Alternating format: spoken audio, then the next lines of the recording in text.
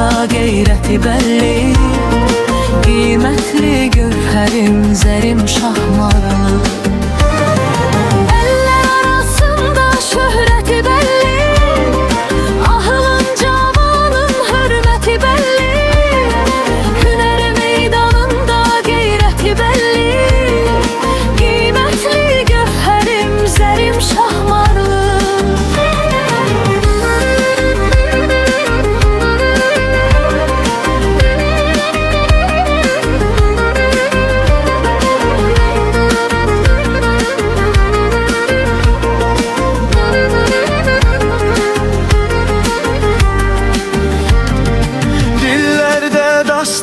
Sərin yaylağı, həzin zümzüməli ayna bulağı. İgidlər məskəni, mərdlər oylağı.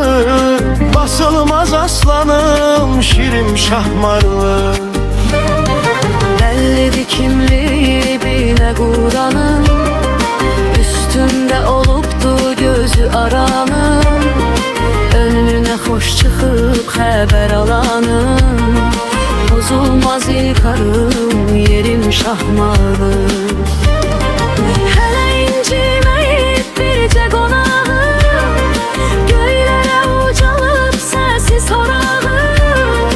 Rahilə varlığı sanır torpağım, gözəllər gözəli pərim şahmarlı. Gözəllər gözəli elim şahmarlı.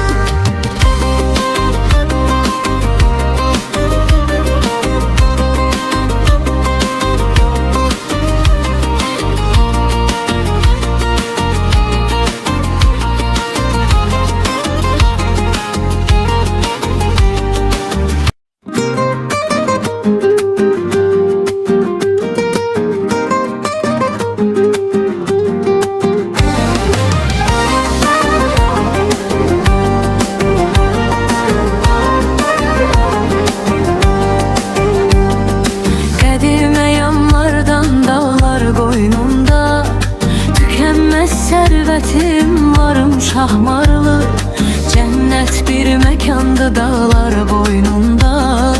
Müqəddəsan yerim, pirim şahmarlı.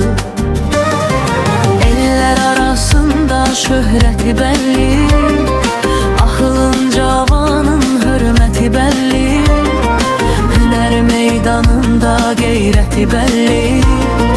Qiymətli gövhərim, zərim şahmarlı.